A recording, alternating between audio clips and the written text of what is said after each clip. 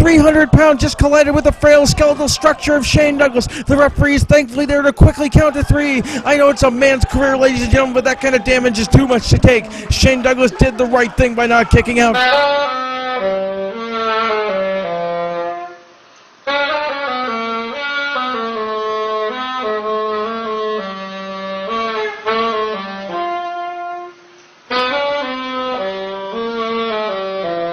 Fans of Red Card Headbutt, this is JC Dykes Jr.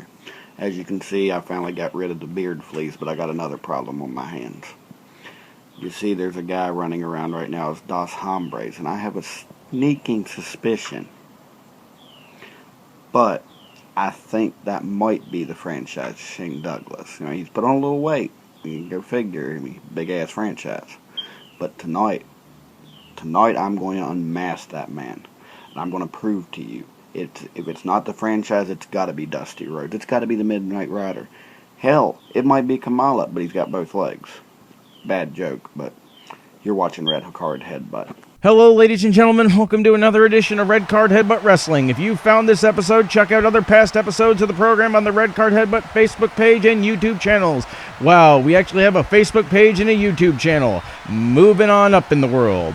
At any rate, the contest this week, as you can see, is the man who was recently declared by the West Virginia Board of Health to be free of all beard fleas and associated body lice, Mr. Red Card Headbutt JC Dykes. JC Dykes, who has been wrestling a lot on the program lately, has unfortunately had to spend most of his payouts on special shampoos, is working his second match of the evening. In untelevised competition, he actually wrestled a live chicken and a bottle of peach preserves. It was only the second time in recorded history that the It's Me Again Margaret deathmatch has taken place on American soil.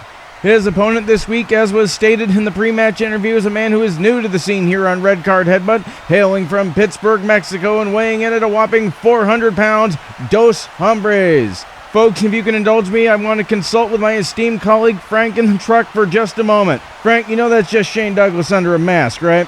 I mean, come on, the state of him, for crying out loud. Yellow and black, fringe on his boots. There's no damn way in hell that isn't Shane Douglas. Say, Frank, you know that show on the internet where they talk about what candy bars some wrestlers look like? Yeah, OSW Review.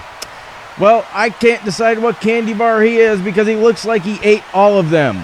What? My mic has been live this whole time? As we get a clean break in the corner from the franchise Dos Hombres, otherwise known as the Walking Jiffy Lube, Dykes is complaining about a hair pull, which is shocking because he had to have most of his body hair removed as a medical precaution after his last match with the Mighty Hobo.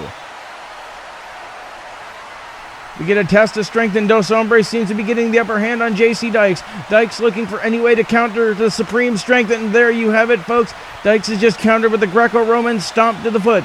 We get a headlock, and Dykes somehow manages to lovingly coax Dos Hombres into the corner by telling him he's got Ric Flair tied up with a sock in his mouth in the trunk of his '68 Ford LTD. I want to applaud the efforts of whoever made the mask for Dos Hombres for this contest tonight. The fact that I'm not hearing seams pop from the stress from his giant goddamn head is truly an architectural miracle.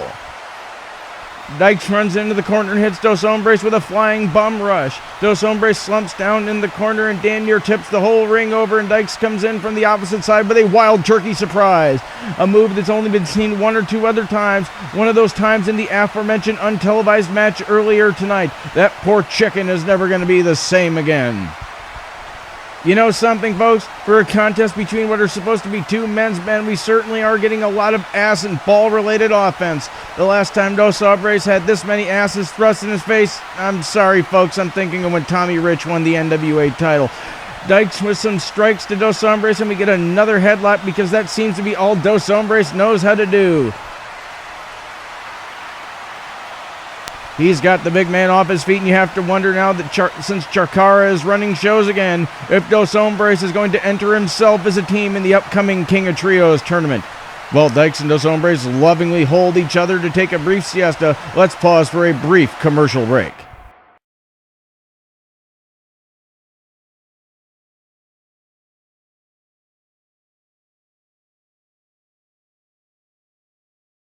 Folks, we are back in the franchise. Oops, Dos Hombres is laying in some heavy-duty blows to JC Dykes. If he hits him with another splash, he's going to flatten him, but Dykes moves out of the way. Some kicks to the knees of Shane Douglas, and the Rotund Revolutionary is down. There's going to be a cleanup on aisle 9 for Dos Hombres. Dykes backing into the corner and hits him on the top 5 acres with a senton splash. He rolls him over, and it's all academic, folks. That wraps things up for this week. Thanks for watching, and we will see you next time.